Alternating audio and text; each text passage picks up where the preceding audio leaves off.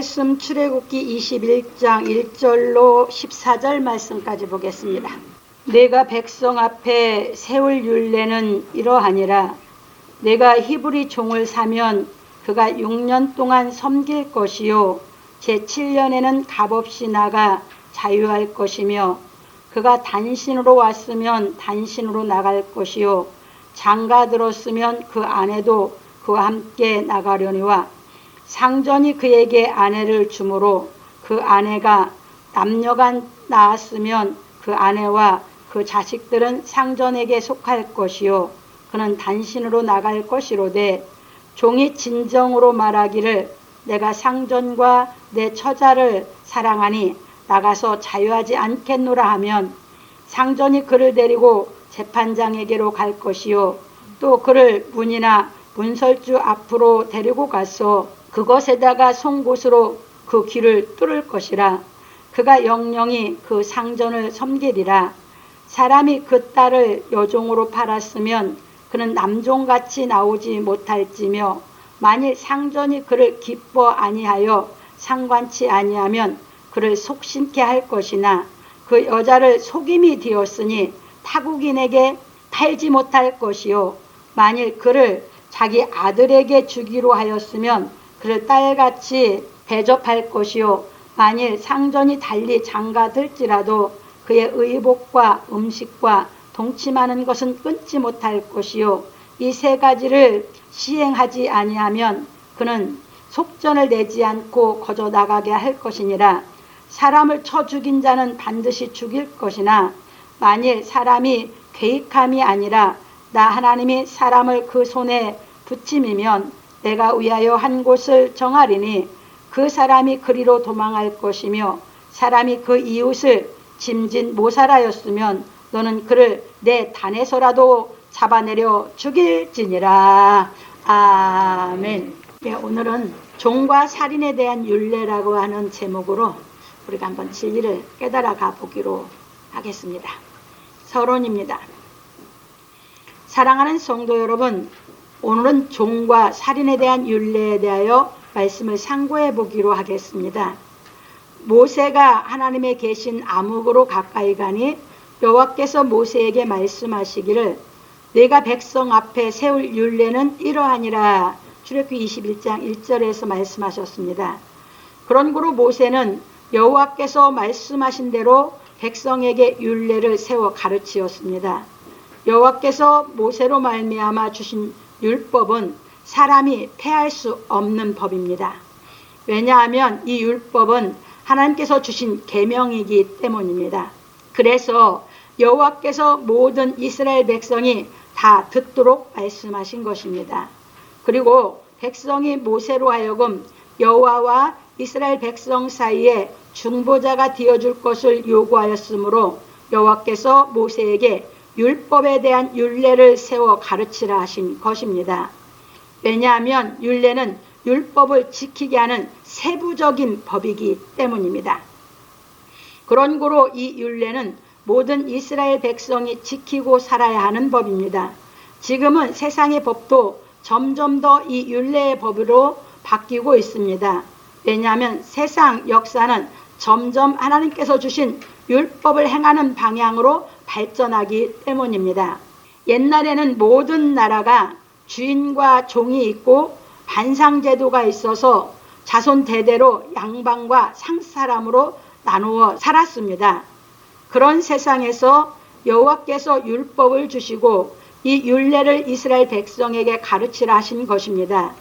이처럼 여호와의 법이 없는 세상과 여호와의 법이 있는 세상은 완전히 다른 것입니다. 그래서 여호와의 법이 빛인 것입니다. 그래서 잠언 6장 23절에 가면 법은 빛이요 했는데 그 법은 세상 법을 말한 것이 아니고 하나님의 법을 말한 것입니다. 그런 거로 여호와의 법은 모든 사람에게 동일하게 적용되는 법입니다.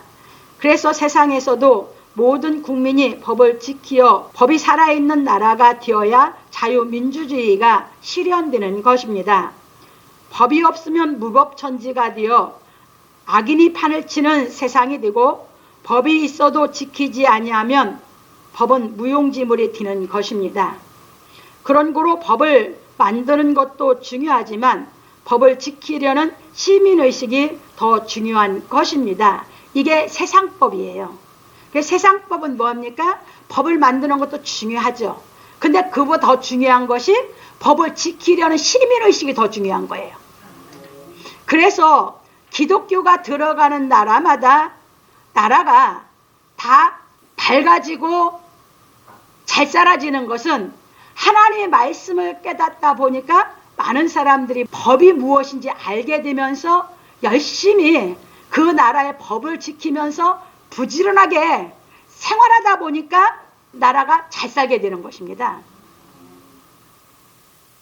그게 아니면 그냥 세상 나라 법으로 누르고만 있으면 사람들이 그 법에 눌려가지고 뭘 어떻게 할 줄을 모르거든요. 그러니까 우리나라도 2조 때 어떻게 살았어요? 상반제도가 있었잖아요. 거기서 꼼짝을 못하고 살았어요. 기독교가 들어오면서 거기서 이끌어내다 보니까 사람들이 깨우치다 보니 부지런해졌고 열심히 일하고 그러다 보니 우리나라 잘 살게 된 것이에요. 그런데 그때 당시는 우리 국민들이 법을 지킬 수 있는 시민의식이 갖춰지지 않았어요. 그런데 너무너무 못 살고 배가 고팠거든요. 그러다 보니까 이제 기독교가 이제 들어와서 초대 대통령 이승만 대통령이 우리나라는 기독교 자유민주주의를 만들면서 대한민국이라고 했어요. 그 토대 위에 박정희 대통령이 잘 살아보자고 그러니까 많은 기독교인들이 교회 가서 기도 생활하고 설교를 듣다 보니까 많이 깨어났거든요.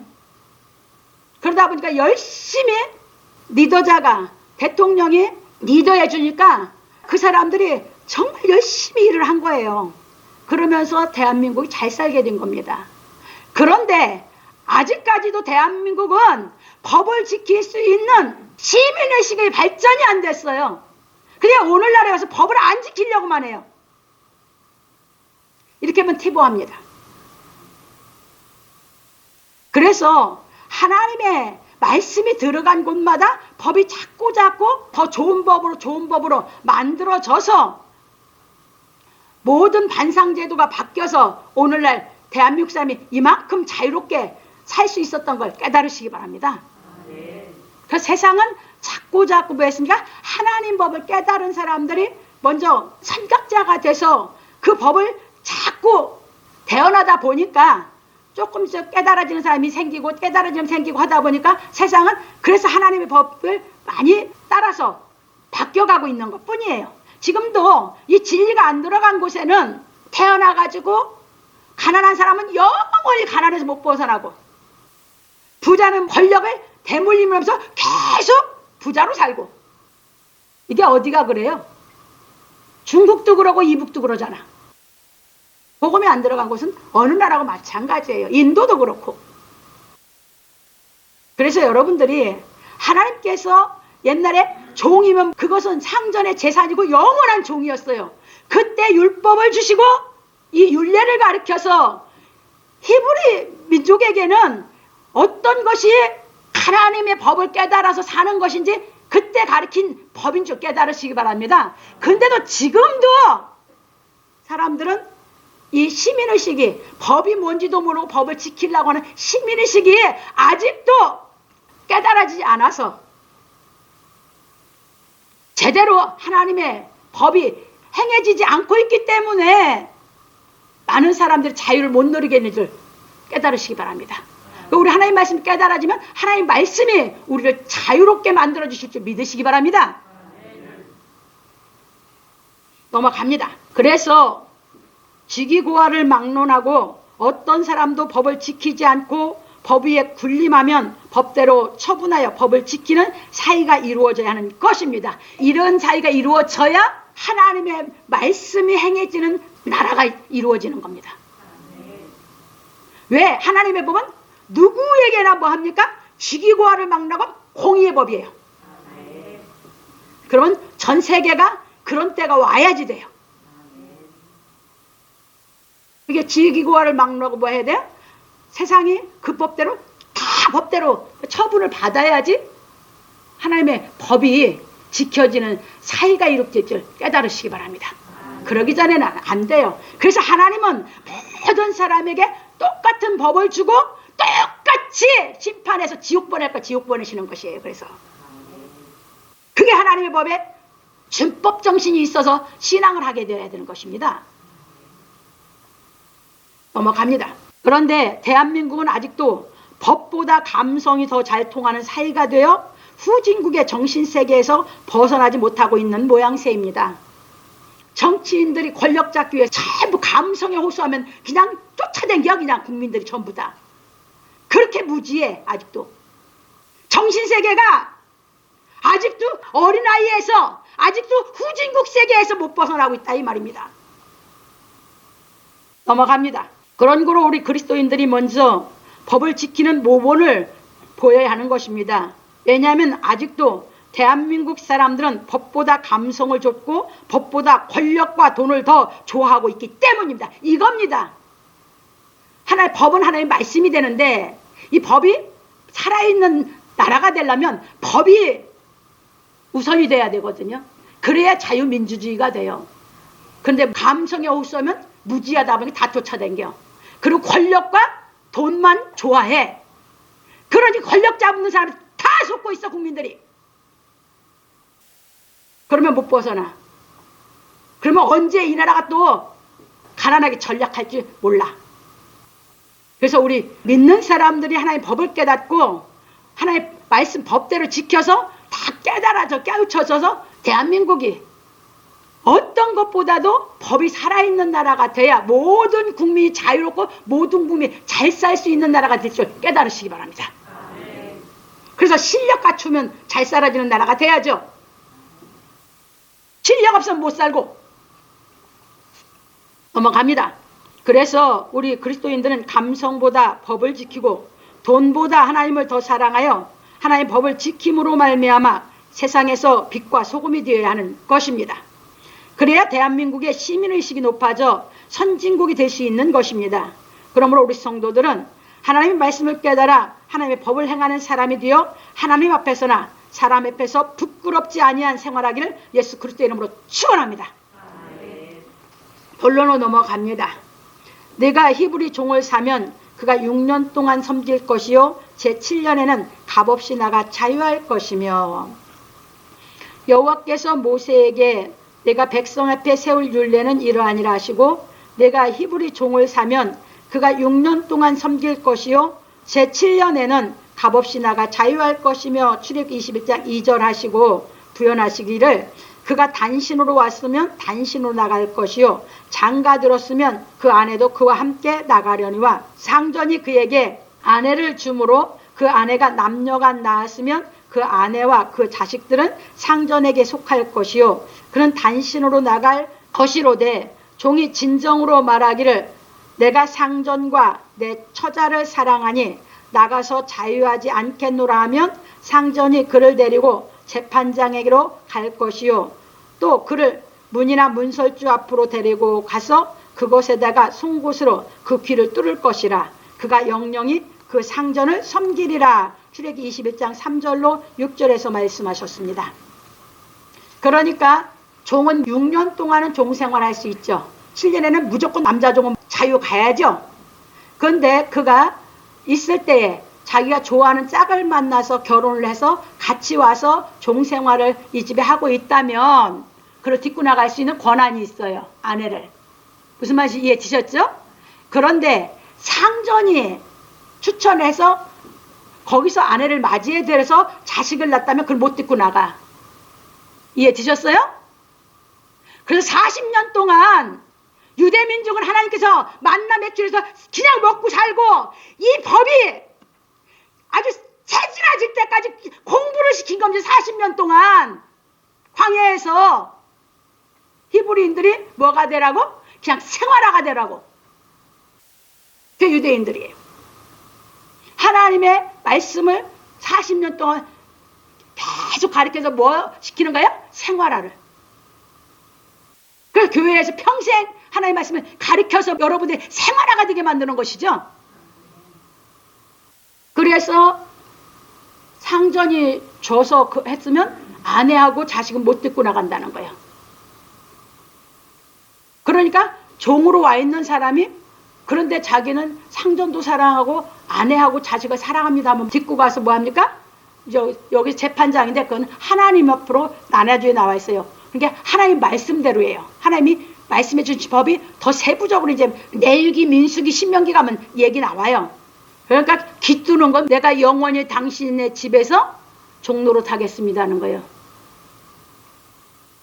근데 지금은 바뀌어서 여자들이 깃두는 것이 여자들 미를 위해서 아름다움을 위해서 뚫고 있어. 시대가 바뀌어 와가지고. 넘어갑니다. 왜냐하면 종에게 약속의 표징을 주어 그 약속을 지키게 하려는 것이기 때문입니다. 그러면 그건 누구나 다 히브리 민족들은 다 알고 있죠? 그렇죠? 뚫은 사람이면 저 사람은 어느 집에 평생 종으로 있으려고 한 사람인 거 다 알고 있죠? 왜 하나님께서 길을 뚫으라고 했을까요? 그것은 약속을 영원히 못 잊게 하기 위해서. 그래서 하나님이 아브라함에게 약속하고 양피배라고 몸에다 약속의 표징 줬죠? 종도 마찬가지. 약속했으면 그 약속을 못 잊게 하기 위해서 몸에다 표징을 준 거예요. 그래서 종을 그렇게 하라고 했습니다. 네, 영원히 그 집에서 살기를 원하면. 그래서 아브라함도 자식이 없을 때 자기 종 중에서 제일 자기가 신임하고 제일 사랑하는, 그리고 그만큼 아브라함을 사랑했고 제일 충성을 했으니까 이 엘리에셀이 나의 후사가 되리다 이렇게 얘기했었죠. 그러니까 자식이 없으면 종도 후사로 삼을 수 있었거든요. 영원히 그 집에 종노릇하는 사람 중에서. 이해되셨죠? 넘어갑니다. 그 당시 세상에는 종이 되면 죽을 때까지 종으로 살아야 할 뿐만 아니라 대대손손 종으로 살아야 하는데, 여호와께서 이스라엘 사람에게는 종이 평생 종으로 사는 것이 아니라 6년 동안은 종으로 살 수 있으나 7년에는 값없이 나가 자유할 수 있다고 하셨습니다. 그러니까 얼마나 획기적이에요. 왜냐하면 생활이 궁핍하여 얼마 동안 종으로 살 수 있으나 자유할 수 있는 사람은 자유하는 것이 마땅한 것이기 때문입니다. 왜 그랬을까요? 하나님은 모든 사람을 다 똑같이 사랑하시죠. 그쵸? 하나님께는 다 1대1로 똑같은 사람들이야. 근데 이 땅에 살아가는 데 있어서 가진 사람이 있고 안 가진 사람이 있다 보니까 부득불 안 가진 사람이 살아갈 수 있는 방법이 필요하다 보니까, 이해되셨습니까? 6년 동안은 종생활 할 수 있다. 근데 뭐해라? 자유만 할 수 있으면 자유를 해. 종생활 하다 보니까 지혜도 생기고 자기 살아갈 수 있는, 나는 어떻게 하면 나도 독립해서 살 수 있구나라는 것이 자기가 그동안 실력이 쌓아지면 독립해서 살 수 있죠. 그래서 가르친 거예요. 그게 이 생활을 누가 했습니까? 야곱이. 몸만 갔죠? 밧다라람으로. 그렇죠? 그런데 나엘을 사랑해서 7년 동안 봉사하겠다 약속했죠. 근데 7년 동안 봉사했을 때 뭐 했습니까? 외삼촌 나반이 나엘을 준 게 아니라 레아를 줬어. 그건 야곱이 원한 게 아니야. 그러니까 이제 외삼촌하고 따지지. 왜 이렇게 했냐고. 이제 네가 또 7년 해라. 근데 7일만 하면 7년 한 걸로 해서 내가 그 나엘을 또 주겠다 해가지고 얻었어요. 그리고 레아는 자식을 낳는데 나엘은, 야곱이 더 사랑하는 나엘은 자식을 못 낳네. 그러니까 이제 질투가 나니까 나엘이 자기 몸종을 또 남편에게 또 줬네. 그러고 나니까 이 레아가 또 보니까 자기 몸종을 또 줬네. 이러다 보니까 야곱이 원한 게 아니야, 이건 전부 다. 그래서 아내가 졸지에 넷이 됐어. 그리고 나서 야곱이 6년 동안 종생활했죠. 20년 만에 오죠. 그때 많은 양을 해가지고 자기 재산 만들어 나왔죠. 그게 사람이 살아가다 보면, 고생하고 몸으로 봉사하다 보면 자기가 어떻게 하면 자기가 독립할 수 있고 어떻게 일할 수 있고 이런 것이 생기면 독립을 할 수 있는 거죠. 그래서 6년 동안 종세라 하면 7년 자유라 이러신 거예요. 그래서 야곱도 6년 동안 두 아내를 얻기 위해서 14년 봉사했고, 그거는 야곱이 아내를 얻기 위해서 한 거예요. 근데 7년은 뭐예요? 7년만 했으면 될 텐데 7년은 외삼촌 때문에 한 거거든. 큰딸을 먼저 줬기 때문에. 그리고 6년은 종생을 한 거 아니야, 외삼촌한테. 넘어갑니다. 그래서 바울 사도는 말하기를 각 사람이 부르심을 받은 그 부르심 그대로 지내라. 네가 종으로 있을 때 부르심을 받았느냐? 염려하지 말라. 그러나 자유할 수 있거든 차라리 사용하라. 주 안에서 부르심을 받은 자는 종이라도 주께 속한 자유자요. 또 이와 같이 자유자로 있을 때 부르심을 받은 자는 그리스도의 종이니라. 너희는 값으로 사신 것이니 사람들의 종이 되지 말라. 고린도서 7장 20절 23절에서 말하였습니다. 그러니까 우리가 사람의 종이 안 되려면 성경을 깨달아서 내가 하나님을 섬기고 사는 사람이 되면 사람의 종이 안 되죠. 그런데 성경을 못 깨닫고 내가 하나님을 섬기는 삶을 안 살려면 뻥은 종생활을 해야지. 그냥 자기 마음이 종으로 사는 걸에서 매여 있거든. 그래서 우리는 어디서 부름을 받았든지 진리가 깨달아지면, 하나님 말씀이 깨달아지면 그 말씀이 여러분 마음을 자유케 할 줄 믿으시기 바랍니다. 그래서 우리는 있는 곳에서 이제 하나님의 말씀을 행해서 하나님을 섬기는 것입니다. 넘어갑니다. 그런 고로 바울 사도는 빌레몬에게 진리의 사랑을 행하여 종 오네시모를 자유하게 하여 줄 것을 부탁하였습니다. 그래서 빌레몬서 1장 9절로 21절 그냥 잘 나와 있어요. 그건 한 장으로 되어 있는데 여기서 보면 빌레몬이 바울 사도를 통해서 이 하나님의 말씀을 깨달았어요. 그런데 여기에서 오네시모가 빌레몬의 종이에요. 재산이란 말이에요. 근데 그가 빌레몬에게 죄를 짓다 보니까 감옥에 들어갔어요. 그런데 감옥에서 바울 사도가 오네시모를 진리를 가르쳐 갖고 회개시켰어요. 그러고 나니까 이제 하나님의 자녀가 됐죠. 그러니까 빌레몬도 하나님의 자녀가 됐고 오네시모도 하나님의 자녀가 됐죠. 누굴 통해서? 바울 사도를 통해서. 예, 드셨습니까? 바울 사도가 거기서 빌레몬에게 편지를 써서 오네시모가 너한테 빚진 게 있으면 내가 다 갚을게. 얘를 이제 종이 아닌 자유를 내놔라. 이렇게 얘기합니다. 네가 오네시모에게 받을 것을 내가 다 갚아줄게. 얘에게 자유를 줘라. 이게 바울 사도입니다. 그러면 빌레몬은 바울을 통해서 하나님의 말씀을 깨달아 자기 하나님의 자녀가 됐고, 진짜 하나님의 말씀을 깨달았으면 오네시모를 바울이 그렇게 안 했어도 바울이 그 값을 안 갚아도 그냥 자유를 주는 거죠. 그걸 행한 것이 빌레몬서야. 그러니까 바울 사도도 멋지고 빌레몬도 멋지고 오네시모도 멋지게 하나님의 자녀로 살아가는 것입니다. 이게 하나님의 진리의 능력이고 진리를 깨달은 사람의 삶인 줄 믿으시기 바랍니다. 넘어갑니다. 그래서 진리의 말씀을 깨달아 행하는 사람들이 하나님의 사랑의 법을 행함으로 말미암아 모든 사람이 진리 안에서 자유할 수 있어야 하는 것입니다. 요한복음 8장 31절로 32절. 그러므로 우리 성도들은 서로 사랑하는 법을 깨닫고 행하여 모든 사람이 진리 안에서 자유하도록 돕기를 예수 그리스도의 이름으로 축원합니다. 두 번째입니다. 사람이 그 딸을 여종으로 팔았으면 그는 남종같이 나오지 못할지며. 여호와께서 모세에게 히브리 종에 대하여 말씀하시고 사람이 그 딸을 여종으로 팔았으면 그는 남종같이 나오지 못할지며, 만일 상전이 그를 기뻐하지 아니하여 상관치 아니하면 그를 속시게 할 것이나 그 여자를 속임이 되었으니 타국인에게 팔지 못할 것이요. 출애굽기 22장 7절로 8절에서 말씀하셨습니다. 이것이 무슨 말이냐면 사람이 남의 딸을 종으로 샀을 경우에는 남종을 내보내듯이 내보내지는 못한다는 것입니다. 사람이 여자를 샀다는 것은 아내로 삼으려고 샀으므로 그 여자가 마음에 들지 않는다면 그 여자를 산 사람이 여자에게 몸값을 줘서 그 여자의 아버지에게로 뒤돌려 보내야 한다는 것입니다. 그리고 그 여자를 산 사람이 그 여자를 속임이 되었으니 타국인에게 팔지 못한다는 것입니다. 자기가 이제 아내를 삼기 위해서 돈을 여자 아버지한테 치르고 사갖고 왔단 말이에요. 근데 자기 마음에 안 들어. 그러면 상관치 않았다는 건 동침하지 않았다는 거거든.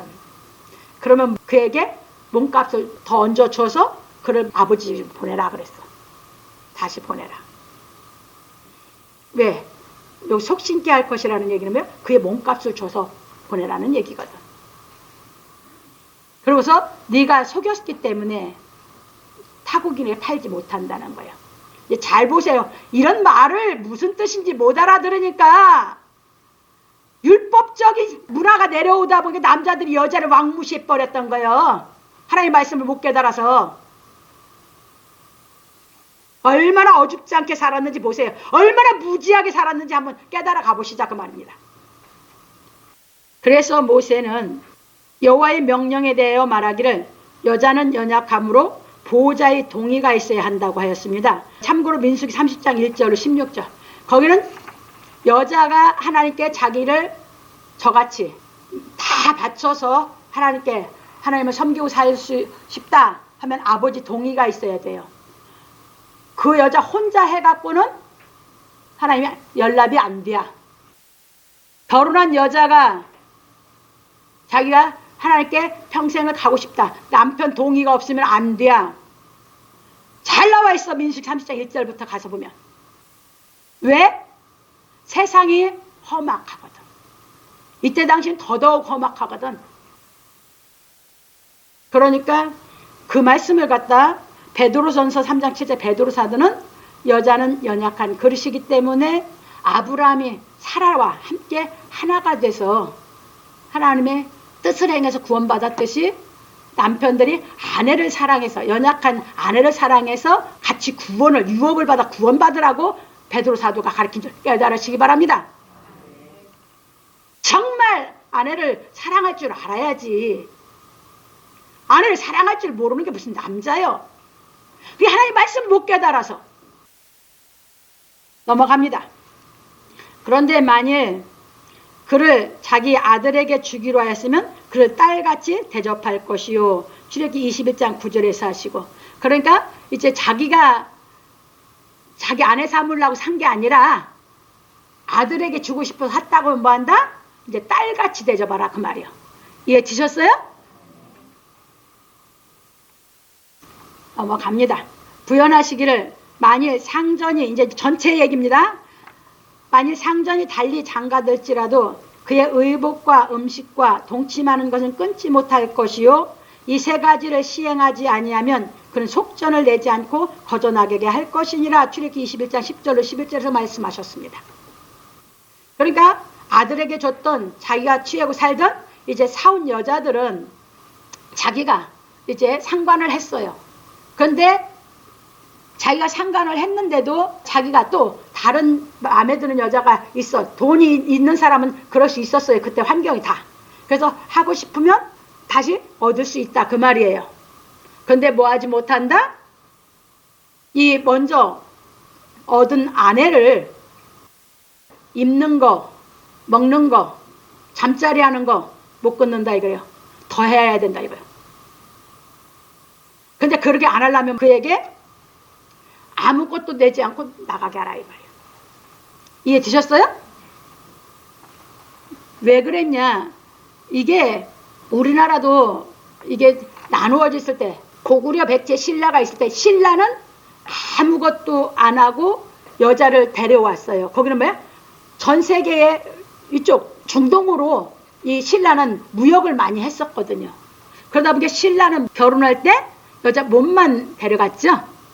다 혼수고 뭐고 남편이 다 했죠. 그런데 전라도는 이런 데는 요쪽만 알다 보니까 백제는 뭐 했습니까? 여자가 바리바리 해갖고 시집을 가야 됐죠. 이 문화가 이렇게 달랐었던 거예요. 그러니까 신라 쪽은 중동 쪽에 무역을 하다 보니까 많이 성경적인 의미로 갔었던 것이죠. 이렇게 보시면서 여러분들이 문화가 내려온 것을 그래서 보면 알아요.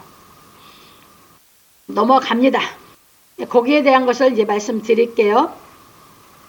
이것이 무슨 말인가 하면 사람이 남의 딸을 자기의 아들에게 주려고 샀으면 그는 그 여자를 딸처럼 대접해야 한다는 것입니다. 그리고 아내가 있는 남자가 또 다른 아내를 맞아들였을 때에는 그 남자는 그의 첫 아내에게 먹을 것 입을 것을 덜 주거나 그 아내와 동침하는 것을 끊어서는 안 되므로 남자가 이 세 가지 의무를 다 이행하지 않으면 몸값도 받지 말고 그 여자를 자유롭게 풀어줘야 한다는 것입니다. 이처럼 여호와 하나님께서는 이스라엘 백성으로 하여금 여호와께서 세우신 율례를 행하여 부자나 빈궁한 자나 남자나 여자를 구별하지 않고 인격적으로 대접받을 수 있는 율례를 세워주신 것입니다. 이게 율례예요. 왜?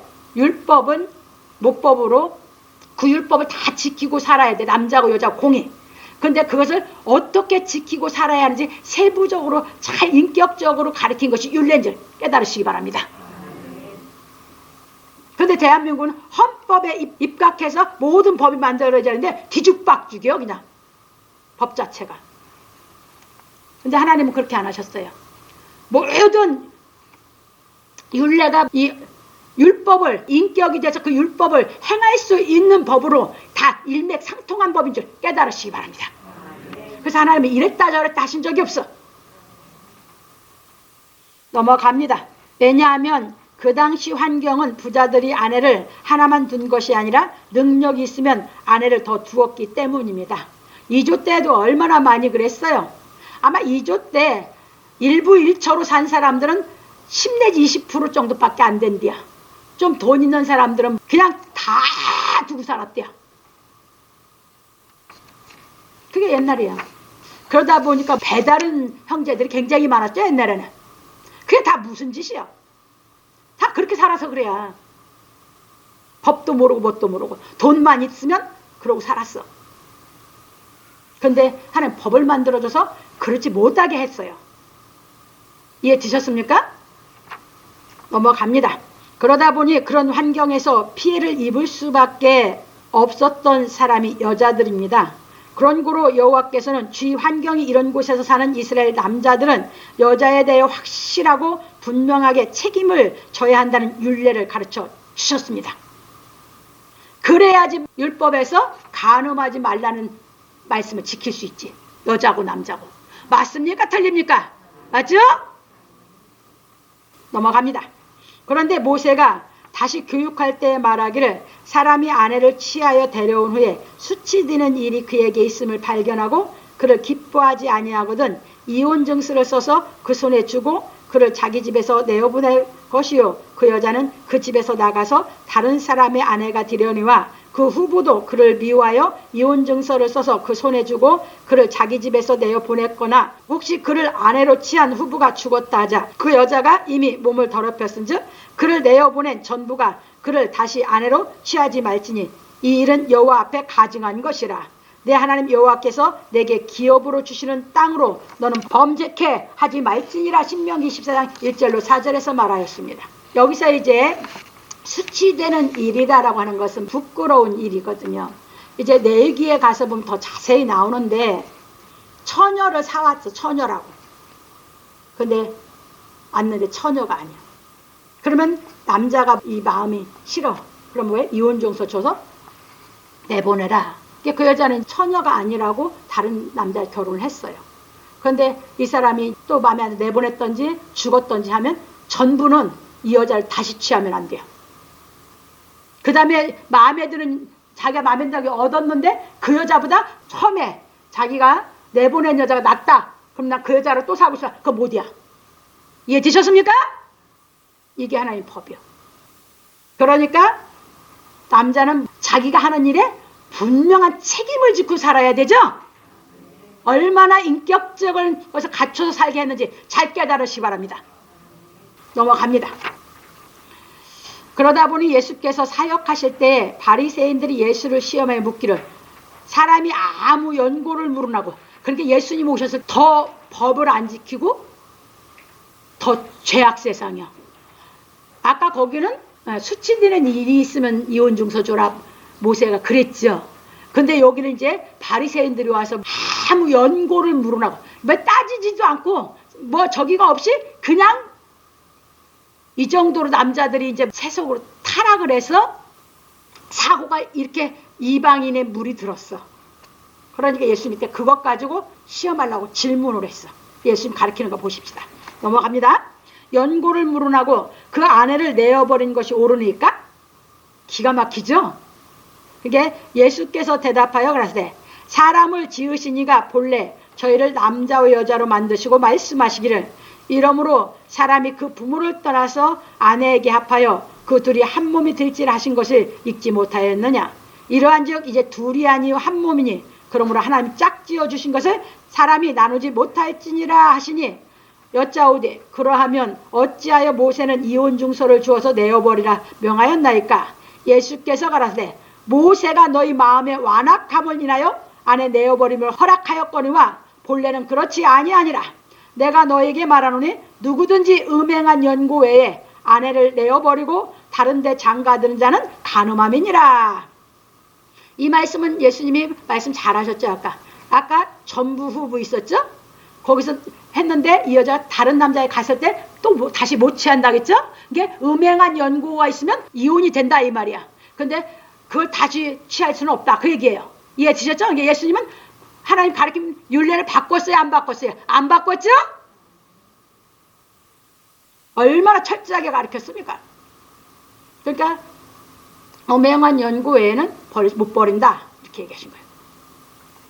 넘어갑니다. 그러니까 제자들이 가로되 만일 사람이 아내에게 이같이 할진대 장가들지 않는 것이 좋사옵나이다. 예? 예수님의 제자들도 그 문화 속에서 생각이 같았었죠. 바리새인들하고. 그러니까 이제 예수님이 가르치니까 그럼 장가 가지 않는 게 더 좋겠습니다. 제자들이 이렇게 말을 한 거예요. 예수님이 가르치시는 거예요. 예, 진리로 올라가는 걸 가르친 거예요. 넘어갑니다. 예수께서 그러되 사람마다 이 말을 받지 못하고 오직 타고난 자라야 할지니라. 어미의 태로부터 된 고자도 있고 사람이 만든 고자도 있고 천국을 위해 스스로 된 고자도 있도다. 이 말을 받을 만한 자는 받을지어다. 마태복음 19장 3절 12절에서 말씀하셨습니다. 왜냐하면 예수께서 말씀하시기를 나는 너희에게 이르노니 여자를 보고 음욕을 품는 자마다 마음에 이미 간음하였느니라. 마태복음 5장 28절에서 말씀하셨기 때문입니다. 이 말씀을 하셨기 때문에 제자들이 그 말을 했을 때 천국을 위해 스스로 된 고자에 대해서 가르쳤다 그 말입니다. 그러니까 성령이 받아져서 마음에 음욕이 안 생기는 사람은 천국을 위해 스스로 된 고자가 될 수 있다 그 말입니다. 근데 그러기 전에는 안 된다 그 말입니다. 이게 인간이 생각 갖고 되는 게 아닙니다. 이해 드셨습니까? 그래서 그건 뭐다? 하나님의 은사인 줄 믿으시기 바랍니다. 그러니까 뭐 했습니까? 여러분들은 결혼을 했고 나는 안 한 것이 어린 나이에 이 진리를 깨달아 가면서 성령을 받았기 때문에 안 된 겁니다. 이해 드셨습니까? 근데 그 말을 받을 만한 자는 받을지어다. 저는 받았어요. 그때 당시 예수님이 가르쳤을 당시 그 12제자 중에 요한 사도가 받았어요. 이해 드셨죠? 그런데 결혼하는 것이 죄 아니에요. 무슨 말인지 아셨습니까? 그래서 일부일처제로 거룩하게 살고 거기서 자녀를 낳고 행복한 가정을 이루어서 하나님의 뜻대로 사는 가정을 이루어 가라고 진리를 가르치길 믿으시기 바랍니다. 넘어갑니다. 그래서 바울 사도는 말하기를 너희의 쓴 말에 대하여는 남자가 여자를 가까이 아니함이 좋으나 음행의 연고로 남자마다 자기 아내를 두고 여자마다 자기 남편을 두라. 남편은 그 아내에게 대한 의무를 다하고 아내도 그 남편에게 그렇게 할지니라. 그 의무라는 건 아까 얘기했죠. 3가지 의무. 먹이고 입히고 동침하고. 이해됐죠? 그리고 아내도 이제 집에서 살림하고 뭐하고 남편 존경하고 그거 다 의무해야죠. 그게 가정이요. 넘어갑니다. 아내가 자기 몸을 주장하지 못하고 오직 그 남편이 하며 남편도 이와 같이 자기 몸을 주장하지 못하고 오직 그 아내가 하나니. 이게 서로 뭐합니까? 서로 자기 몸을 자기가 주장 못하죠. 누가 해야 돼? 사랑하는 상대자가 주장해야죠. 가정생활 이렇게 해서 하나를 이루어가는 이 진리를 깨달아가라 그 말입니다. 넘어갑니다. 오직 서로 분방하지 말라. 다만 기도할 틈을 얻기 위하여 합의상 얼마 동안은 하되 다시 합하라. 이는 너희의 절제 못함을 인하여 사단으로 너희를 시험하지 못하게 하려 함이라. 고린도 7장 1절 5절에서 말하였습니다. 그러므로 우리는 진리의 말씀을 깨달아 하나님의 말씀을 행하여 완전하여야 하는 것입니다. 왜냐하면 지금도 세상에는 이런 일들로 인하여 사람들이 극심한 상처를 받는 일이 생기고 있기 때문입니다. 왜 그래요? 세상이 그래서 상처들을 다 받고 살잖아. 그게 왜 그러냐? 하나님의 말씀을 안 깨닫고 인격이 자기 인격을 못 갖췄기 때문에 실수들을 해서 상처들만 자기가 만드는 거야. 그래서 우리는 그들을 불쌍히 여기고 진리를 깨닫게 시켜서 스스로 자기 인격을 잘 갖춰서 하나님께로부터 이제 마음의 상처를 치유받고 새 생활을 해서 행복하게 살아갈 수 있도록 돕는 사람들이 되어야 될 줄 믿으시기 바랍니다. 넘어갑니다. 그러다 보니 지금은 페미니스트라는 말까지 나온 것입니다. 왜? 진리를 못 깨닫고 문화가 내려오다 보니까 이제 여자들도 공부하고 배우고 하다 보니까 이제 여자들이 페미니스트라는 말까지 이제 만들어내서 동등하다. 그래서 사회에서도 동등한 위치에 직급으로 발령을 줘라 이런 식으로 해요. 그런데 그런 걸로 하지 말고 우리는 인격으로 동등하게 하면서 실력으로는 사회에서 일을 하고 살아야 될 줄 깨달으시기 바랍니다. 넘어갑니다. 이것은 진리의 말씀을 깨닫지 못한 사람들이 만들어낸 말입니다. 원래부터 남자 여자는 하나님께서 같은 인격으로 하나님의 형상이 되게 같은 인격으로 만들어 놓은 줄 믿으시기 바랍니다. 그런데 하나님 말씀을 못 깨달은 시대이기 때문에 하나님 말씀을 유대인들에게만 줬는데 유대인들도 제대로 못 깨닫고 이방 사이는 하나님 법이 없었잖아. 그게 그냥 약육강식으로 짐승같이 살았잖아. 그러니까 그 문화가 계속 내려오고 있는 거거든. 아직도 거기서 못 헤어나오고 있다 이 말입니다. 그래서 진리를 깨달아서 우리가 먼저 헤어나오고 그 다음에 우리가 멋지게 살면서 본을 보이는 가정들이 되고 잘못 알고 있는 사람들에게 진리를 깨닫게 시켜서 원래부터 남자 여자는 서로 격이 다른 것이 아니고 인격이 다른 것이 아니고 여자는 종이 아니고 똑같은 인격을 가진 사람이라고 하는 것을 알고 살게 해서 서로 소중한 것을 남편은 아내가 소중하고 아내는 남편이 소중한 이 마음의 인격을 갖춰서 가정을 살아가게끔 도와줘야 되는 줄 믿으시기 바랍니다. 넘어갑니다. 여호와께서는 원래 남자와 여자를 차별하지 않으셨습니다. 아들과 딸이라는 말은 남자와 여자를 차별하는 말이 아닙니다. 근데 오늘날에는 그렇게 말하고 있어. 아들, 딸이라고 말하면 안 되냐. 그건 차별을 해서 그렇게 말을 한다고 이렇게까지 타락하고 있어 세상이. 아니에요. 아들, 딸이라는 말은 차별한 것이 아니라 똑같은 사람의 인격이 같은데 하나님께서 창조해 주신 게 다른 것 뿐이에요. 이해 드셨어요? 그래서 세상에 속지 말라고. 세상 말 따라가지 마시라고요. 그래서 어둠와서 12장 잘 가르쳐 주잖아.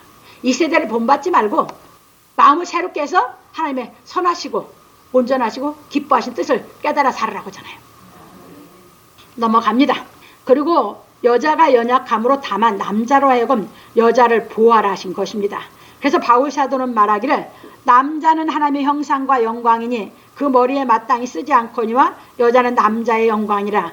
남자가 여자에게서 난 것이 아니요 여자가 남자에게서 났으며 또 남자가 여자를 위하여 지음을 받지 아니하고 여자가 남자를 위하여 지음을 받은 것이니 이러므로 여자는 천사들을 인하여 권세 아래 있는 표를 그 머리 위에 둘지니라. 율법에서 유대인들이 이렇게 가르쳤었던 것이요. 지금 이 말을 하는 건 율법에서의 얘기야. 그러나 한 건 이제 복음이야. 이제 넘어갑니다. 그러나 주 안에는 남자 없이 여자만 있지 않고 여자 없이 남자만 있지 아니하니라. 여자가 남자에게서 난 것 같이 남자도 여자로 말미암아 났으나 모든 것이 하나님에게서 났느니라. 고린도전서 11장 7절 12절에서 말하였습니다. 그래 율법에서는 남자는 하나님의 형상이 영광이고 여자는 남자의 영광으로만 얘기했던 게 율법에서 유대인들을 그렇게 가르쳐 왔던 거거든.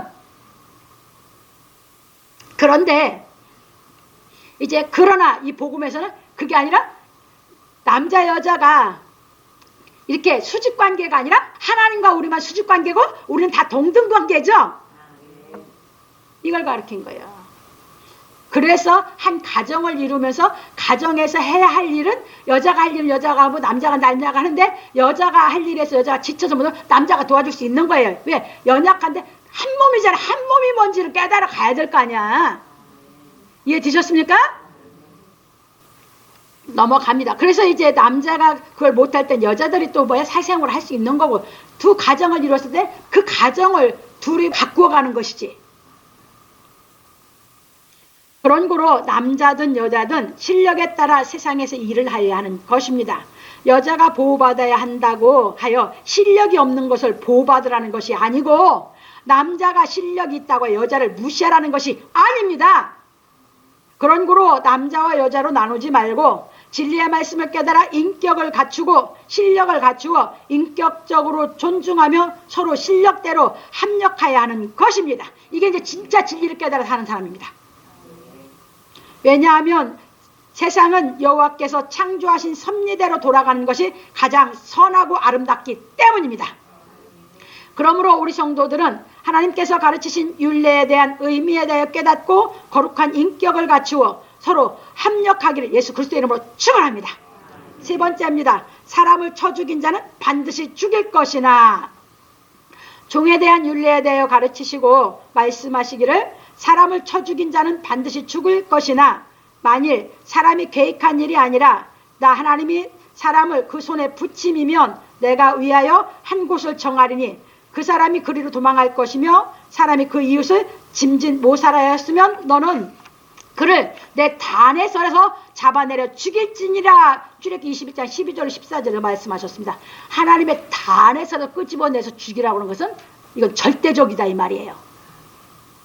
살인자는 뭐라? 사람을 죽였으면 네 생명도 똑같이 그 생명으로 갚아라 그 말이에요. 이게 하나님은 살인을 제일 싫어하시는 거예요. 이제 이해되셨습니까? 그런데 하나의 법이 없는 이방인들은 살인을 좋아하고 전쟁을 좋아했지. 그래서 하나님은 제일 저기 하는 것이 어떤 사람도 사람은 하나님이 똑같이 창조해 보냈기 때문에 다 똑같은 생명은 다 어떤 사람 생명은 귀하고 어떤 사람 생명은 천한 게 아니에요. 생명은 하나님 앞에 다 귀하기 때문이에요. 이해되셨습니까? 넘어갑니다. 왜냐하면 사람의 생명은 누구나 유일하고 귀한 것이기 때문입니다. 그래서 예수께서 말씀하시기를 나는 너희에게 이르노니 형제에게 노하는 자마다 심판을 받게 되고 형제를 대하여 나가라 하는 자는 공의에 잡히게 되고 미련한 놈이라 하는 자는 지옥불에 들어가게 되리라. 마태복음 5장 22절에서 말씀하셨습니다. 그리고 여호와께서 모세에게 나 여호와가 사람을 그 손에 붙이면 내가 한 곳을 정하리니 그 사람은 그리로 도망할 것이라 하셨습니다. 그래서 모세가 요단 2편 해돋는 편에서 세 성읍을 구별하였으니 이는 과거에 원염이 없이 부지중에 오살한 자로 그곳으로 도피케 하기 위함이며 그 한 성읍으로 도피한 자로 그 생명을 보존케 하기 위함이라. 하나는 방의 평원에 있는 베셀이라 루벤 지파를 위한 것이요 하나는 기르한 나못이라 갓 지파를 위한 것이요 하나는 바산 골란이라 므낫세 지파를 위한 것이었더라. 신명기 4장 41절 43절에서 말하였습니다. 그리고 가나안에 입성하여 여호와께서 여호수아에게 일러 가라사대 이스라엘 자손에게 고하여 이르라. 내가 모세로 너희에게 말한 도피성을 택정하여 부지중 오살한 자를 그리로 도망하게 하라. 이는 너희 중 피의 보수자로 피할 곳이니라. 그 성읍들의 하나에 도피하는 자는 그 성읍에 들어가는 문 어귀에 서서 그 성읍 장로들의 귀에 자기의 사고를 고할 것이요 그들은 그를 받아 성읍에 들여 한 곳을 주어 자기들 중에 거하게 하고 피의 보수자가 그 뒤를 따라온다 할지라도 그들은 그 살인자를 그의 손에 내어주지 말지니 이는 본래 미워함이 없이 부지중에 그 이웃을 죽였음이라. 그 살인자의 희중에 앞에 서서 재판을 받기까지나 당시 대제사장의 죽기까지 그 성읍에 거하다가 그 후에 그 살인자가 본 성읍 곧 자기가 도망하여 나온 그 성읍에 자기 집으로 돌아갈지니라. 여호수아 20장 1절로 6절에서 말하였습니다. 그러니까 이 사람은 하나님이 그 손을 빌어서 살인을 시켰죠. 무슨 말인지 이해되셨어요? 인간의 원한이 있어서 원음이 있어서 자기가 그 사람을 마음에 계획해서 모살하고 죽였으면 그건 죽여라 그 말이에요. 그런데 하나님께서 이 사람을 통해서 이 사람을 죽였어. 그러면 이 사람은 뭐예요? 자기가 사고가 나서 죽였단 말이에요. 자기가 그 사람을 미워한다던가 분이 나서 죽인 게 아니라고. 그러면 그 사람은 도피성에 가면 장로들이 그 성 입구에 있으니까 거기서 자기 사고를 구하라고요. 이해 되셨습니까? 그러면 그 장로는 받아들여서 도피성에서 살게 해서 그 사람을 죽이지 못하게 하라고요. 이해 되셨죠? 왜? 하나님이 시켰기 때문이에요. 하나님이 하셨기 때문이에요. 예, 넘어갑니다. 그래서 거기에 대한 것을 이처럼 하나님께서는 사람과 사람 사이에서 일어나는 살인은 본인의 생명으로 갚아야 한다고 하셨고, 하나님께서 사람을 통하여 사람을 죽이게 하면 도피성으로 도망하여 살리게 하셨습니다. 왜냐하면 사람이 홧김에 죽인 것이 아니라 하나님께서 행하신 일이기 때문입니다. 그런데 바울사도는 하나님의 말씀을 지나치게 생각해서 충성한다고 스데반을 죽였거든. 하나님은 살인을 못하게 했잖아요. 그런데 바울은 충성한다고 죽였죠. 사고가 아니죠. 부름받고 나서, 그러니까 뭐해서? 죄인 중에 괴수라고 깨달아지고 나서, 그래서 하나님 앞에 얼마나 큰 죄를 졌는지 자기는 용서받지 못할 죄를 졌다고 한 것이에요. 이해됐습니까? 그러면 자기 개인 감정이 있어서 했냐? 아니, 하나님의 구약의 말씀을 제대로 못 깨닫고 율법을 갖고 충성한다고 자기 믿음으로 해갖고 죽였거든. 이제 이해 되셨어요? 자, 그거 잘 분별하셔서 깨달으셔야 됩니다. 그래서 지금도 많은 사람들이 주께 충성한다고 그런 식으로 자기 열심으로 누구를 죽인다고 한다. 아니요. 하나님은 살인을 허락한 적 없어요. 살인하지 말라고 그랬어. 누구에게 동일한 법이요. 이해 되셨죠?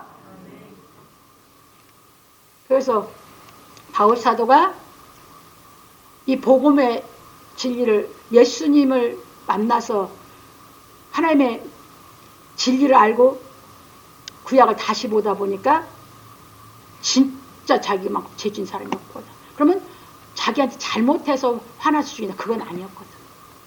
그래서 여러분들이 하나님은 아무리 사람이 충성 아니라 별걸 한다고 해도 살인하는 것은 하나님 앞에 죄진 것인 줄 깨달으시기 바랍니다. 그래서 유대인들은 뭐예요? 절대 유대인들이 먼저 하나님의 말씀이 있기 때문에 먼저 뭐를 안 해? 전쟁을 안 해. 하나님의 법을 모르는 곳에서 전쟁을 해오고 피해를 입히면 해버리는 것이지. 이제 이해 드셨어요? 그래서 하나님의 말씀을 지키려고 하는 사람들은 절대 먼저 악을 안 행한다. 이해 드셨죠? 넘어갑니다. 이제 부지 중에 살인한 거에 대해서 가르친 말씀을 보면, 그런 거로 우리는 하나님의 말씀을 깨달아 행하여야 하는 것입니다.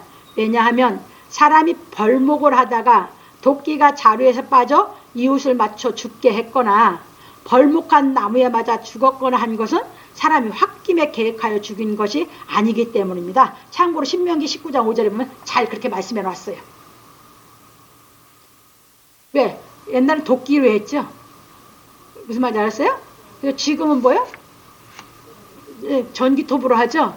그런데 그 톱 소리가 나는데 사람이 곧 지나간다고 하면서 맞았어요. 그러면 그 사람은 계획해서 죽인 게 아니잖아. 이제 이해 드셨죠? 하나님이 사람을 통해서 한 것은 그 사람은 자기가 계획해서 분이 나서 죽인 것이 아니기 때문에 살리게 했다, 그 말이에요. 사고는 하나님께서 나게 하셨기 때문이라고 분명하게 해서 사람 생명을 살린 하나님이신 줄 믿으시기 바랍니다. 그래서 하나님 말씀을 정확하게 알고 깨달아서 우리가 신앙을 해야지 내가 확신을 갖고 신앙을 할 수 있어요. 넘어갑니다. 그러므로 우리 성도들은 살인을 하지 않기 위하여 진리의 말씀을 깨달아 마음의 노까지 십자가에 못 박아 살인할 수 있는 악에서 벗어나 자유하기를 예수 그리스도의 이름으로 축원합니다. 그래서 이것이 깨달아서 완전히 이제 노가 없어지는, 그래서 노에서부터 살인이, 이게 노가 이제 심해지면 그것이 더 악이 성해져서 살인을 하잖아요. 근데 아예 그것 자체까지 없애주시는 것이 하나님의 성령의 능력인 줄 믿으시기 바랍니다. 그래서 우리가 그것까지 없어지면 우리는 자유자가 돼. 어디에서 자유자가 돼? 살인하지 말라는 계명에서 자유자가 돼. 넘어갑니다. 결론입니다. 오늘 우리는 종과 살인에 대한 율례에 대해 배웠습니다. 여호와께서 계명을 주시고 그 계명을 이스라엘 자손으로 하여금 생활에서 지키고 살 수 있도록 율례를 가르쳐 주셨습니다. 그래서 모세가 율례를 세워 백성들에게 자세히 가르쳐 여호와께서 주신 계명을 지키고 살게 하였습니다. 그런 거로 우리는 여호와께서 주신 율법과 율례에 대하여 정확하게 깨달아야 하는 것입니다. 왜냐하면 우리가 여호와께서 주신 계명에 대하여 정확하게 깨닫고 알아야 내 이웃을 내 몸과 같이 사랑하라 하신 말씀을 행할 수 있기 때문입니다. 그걸 모르면 내 이웃을 내 몸과 같이 사랑하는 것이 그냥 막연한 게 아니잖아요. 정확히 알아야지. 그러니까 여러분들이 말씀을 정확히 모르면 그냥 막연하다 보니까 내가 하나님 뜻대로 한 건지 아닌 건지 내가 확신을 못 갖는 것이에요. 그래서 정확히 깨닫고 내 이웃을 내 몸같이 사랑하는 것이 무엇인지 확실하게 알고 해야 될 거 아니에요. 그러면 이걸 제대로 깨닫지 못하고 하면 여러분들은 맨날 손해만 보고 사는 것이 이웃사랑인 줄 알아. 그게 자기가 사랑이 있어요, 없어요? 없으니까 맨날 손해만 보는 것 같으면서 이게 이웃사랑으로 생각하고 있거든. 그거는 깨닫지 못했기 때문에 자기가 손해보고 사는 것이야. 정확히 사랑하는 마음으로 내가 사랑할 때 기쁨이 있는 줄 믿으시기 바랍니다. 정확히 사랑을 하지 못하면 무슨 기쁨이 있어? 넘어갑니다. 그래서 우리는 예수께서 가르치신 진리의 말씀을 깨달아 성령이 임하시어 거룩한 인격을 갖춤으로 말미암아 여호와께서 주신 계명을 지켜 완전하여야 하는 것입니다.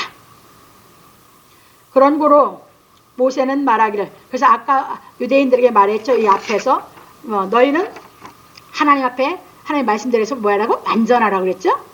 그러니까 하나님 말씀을 다 행하면 그게 완전한 사람이거든. 갑니다. 그런 거로 모세는 말하기를 여호와께서 우리에게 이 모든 규례를 지키라 명하셨으니 이는 우리 하나님 여호와를 경외하여 항상 복을 누리게 하기 위하심이며 또 여호와께서 우리로 오늘날과 같이 생활하게 하려 하심이라. 우리가 그 명하신 대로 이 모든 명령을 우리 하나님 여호와 앞에서 삼가 지키면 그것이 곧 우리의 의로움이라 할지니라. 신명기 6장 24절로 25절에서 말하였습니다. 정확하게 알고 내가 행해야 내가 의를 행했는지 아는지 확신 속에 살지요. 넘어갑니다. 그래서 우리는 여호와를 경외하여 항상 복을 누리기 위하여 여호와께서 주신 율법과 율례를 지켜야 하는 것입니다. 그러므로 우리 성도들은 여호와를 경외함으로 말미암아 항상 복을 누리기 위하여 여호와께서 주신 율법과 율례를 정확하게 깨닫고 지킴으로 말미암아 의로운 사람이 되기를 예수 그리스도 이름으로 축원합니다. 그래서 이 하나님 말씀을 못 깨달은 사람은 세상에 의인이 없다고 말하는 것이고, 이 하나님 말씀을 정확히 깨달아서 예수께서 가르친 그 진리가 깨달아서 이 말씀을 다 행할 수 있는 사람들은 의인이 있다고 하는 것이에요. 의인은 누가 만들어요? 하나님께서. 무엇으로? 하나님의 말씀으로. 그래서 여러분들이 내가 의로워지지는 못해요. 내 수단 방법으로는 절대 내가 안 바뀌어요. 내가 깨달은 게 그것이에요. 그러니까 내 안에 그런 것이 느껴질 때마다 나는 그냥 내 모습 이대로 와서 나를 그냥 하나님께 내놓는 것이에요. 하나님, 나는 이렇게 내 한계에서 안 되는 내가 이렇게 해서 내 마음이 때로는 좁아지고 때로는 내 마음이 속상하고 때로는 화가 나고 이게 나입니다. 이 부족한 게 나입니다. 그냥 내놓은 거예요. 그런데 이제 하나님 말씀을 계속 이제 막 사모하고 듣다 보니까 말씀이 와서 깨달으면 나를 그냥 고쳐줘. 이게 하나님께서 해주신 거예요. 그게 은혜였고 그 은혜, 그 은사가 감사해서 매일 내 마음에 있는 거 내놓고 하나님 앞에 내놓고 신앙생활을 해서 전적으로 하나님의 은혜가 나를 만들어 주셨거든요. 그래서 내가 그 은혜를 갚을 길이 없다고 그러는 것이에요. 왜? 정말 내 열심으로 내 최선을 다해서 나도 내 믿음으로 정말 충성한다고 해본 사람이거든. 그런데 내 속에서는 아무것도 바뀌는 것도 없고 사랑을 하라고 했는데 사랑은 안 돼. 그리고 맨날 사랑한다고 하면서 나만, 아까 한 말이 내가 경험해서 늘 나만 손해보는 것만 같아. 그래가지고 내 열심으로 막 하다가 늘 사랑하라고 하는 것이 하다 보면 나만 손해보는 것 같으니까. 근데 나는 안 기뻐. 그렇게 하고도. 그러니까 하나님 앞에 뭐 할까요? 하나님은 나 이렇게 생겼어요. 내 마음에서는 아무것도 내가 할 수도 없고 내 마음을 바꿀 수도 없고 내 마음이 안 돼요. 나는 그냥 내가 있는 거 그대로 내놓은 것 뿐이거든요. 그리고 정말 사모하면서 정말 간절히 예배를 드렸을 때 이 말씀이 이제 하나님이 정말 내 중심을 보고, 하나님의 중심을 보는 건 나는 100% 믿어. 내 중심이 얼마나 사모하는지 보고 깨닫게 하면 그냥 나를 바꿔주면 그 말씀의 능력이 나를 하게 했기 때문에 나는 다 선물로 받은 것이에요. 그래서 다 은혜예요. 그래서 내가 하나님 은혜 나를 못 갚는다고 하는 게 그 얘기예요. 그래서 여러분들도 여러분 마음에서 외롭습니까?